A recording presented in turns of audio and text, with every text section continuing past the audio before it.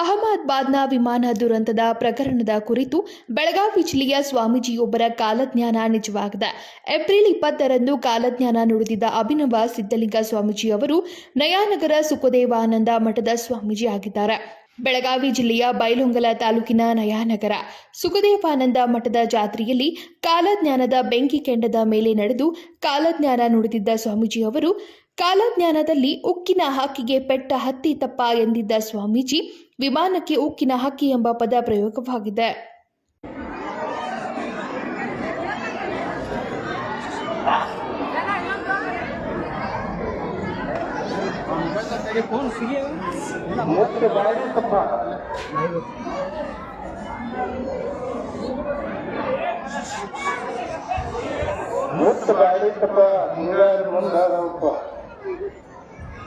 ಮುಂಗಾರಿ ಮುಂಗಾರ